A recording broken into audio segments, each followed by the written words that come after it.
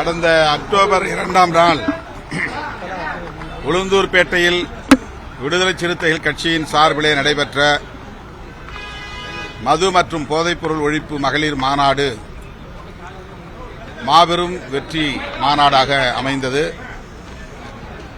கடந்த ஜனவரியிலே விடுதலை சிறுத்தைகள் நடத்திய வெல்லும் ஜனநாயக மாநாட்டையே வெல்லும் மாநாடாக இந்த மகளிர் மாநாடு அமைந்தது.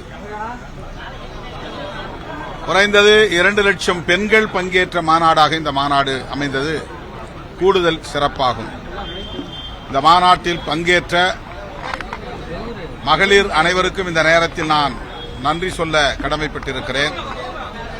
அதேபோல் எமது அழைப்பை ஏற்று பங்கேற்ற தோழமை கட்சிகளின் தலைவர்கள், குறிப்பாக மகளிர் அணியின் தலைவர்கள் அனைவருக்கும் இந்த நேரத்தில் எனது மனம் நிறைந்த நன்றியை உரித்தாக்குகிறேன். மகளிர் மது ஒழிப்பு மகளிர் குழுவை ஒவ்வொரு கிராமத்திலும் உருவாக்குவதாக நாங்கள் திட்டமிட்டிருக்கிறோம். அத்துடன் தென்னிந்திய மாநிலங்களிலும் இந்த மாநாட்டை நடத்த திட்டமிட்டிருக்கிறோம். ஆந்திராவிலும், தெலுங்கானாவிலும், கர்நாடகாவிலும், கேரளாவிலும் விடுதலை சிறுத்தைகள் கட்சியின் சார்பில் மது மற்றும் போதைப்பொருள் ஒழிப்பு மாநாட்டை நடத்துவதற்கு திட்டமிட்டிருக்கிறோம். இது குறித்து விரிவாக விவாதிப்பதற்கு வருகிற 10ஆம் நாள் விடுதலை சிறுத்தைகள் கட்சியின் உயர்நிலைக்குழு கூட்டம் நடைபெற உள்ளது. வான்படையினர் நடத்திய சாகச நிகழ்வு சோகத்தில் முடிந்திருக்கிறது.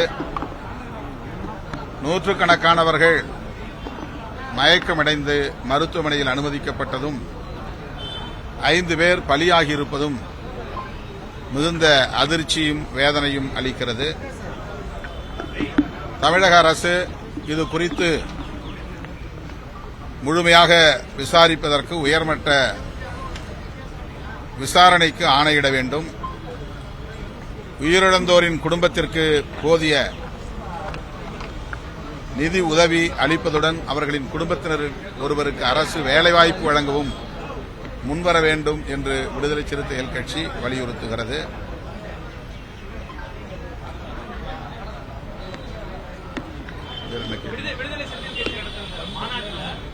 ராஜாஜிக்கு பெரிய படம் வைக்கப்பட்டிருந்தது. அது கடுமையான விமர்சனத்துக்கு ஆளாக்கிறது.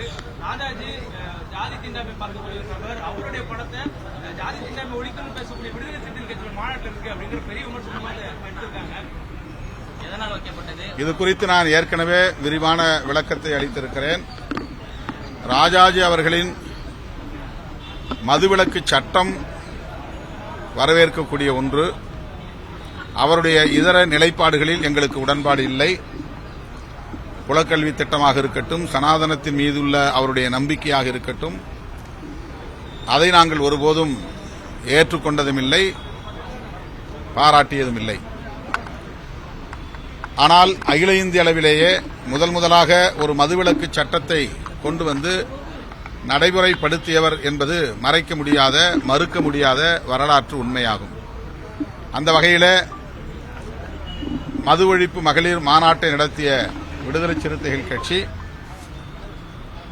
அவரை அந்த களத்தில் அடையாளப்படுத்தினோம், அவ்வளவுதான். இதனை சிலர் ஊதி பெருக்கி விடுதலை சிறுத்தைகளுக்கு எதிரான எதிர்மறை விமர்சனங்களை செய்கிறார்கள். இது வழக்கமான ஒன்றுதான். அதை நாங்கள் பொருட்படுத்தவில்லை.